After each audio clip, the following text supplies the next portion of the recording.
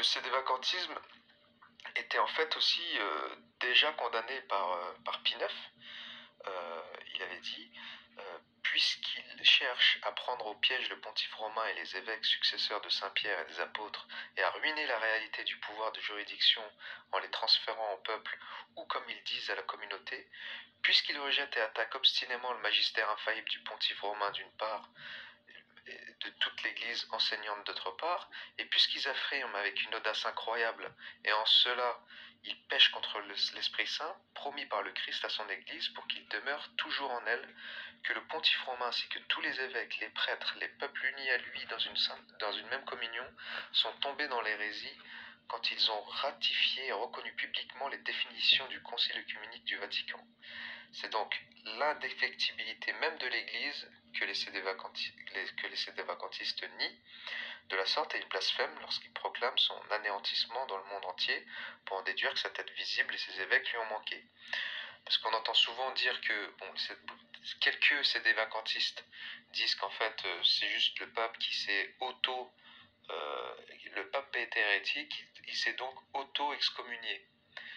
Bon, si ça s'arrêtait là, à la rigueur,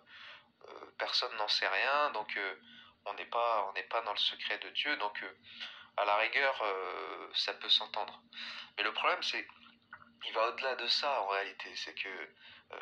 la grande majorité des sédévacantistes remettent clairement en question le Concile Vatican II, et donc là, c'est clairement une autre histoire. Donc, par définition,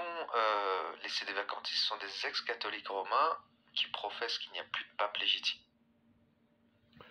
L'indéfectibilité, assurément, il demeure dans l'Église. Non seulement l'indéfectibilité dans le fait de croire, appelée infaillibilité passive, mais également l'infaillibilité dans la proclamation de la vérité révélée, lorsqu'elle a été proposée comme de foi catholique, de telle sorte que même lorsque l'Église est privée temporairement de sa tête visible,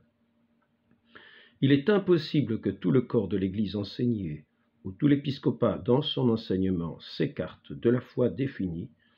et sombre dans l'hérésie, car la permanence de l'esprit de vérité dans l'Église, subsistit in, fait partie de la promesse même et de l'institution de l'indéfectibilité de l'Église pour toujours et jusqu'à la consommation du monde. Franzelin, pu citer, page 221, 223.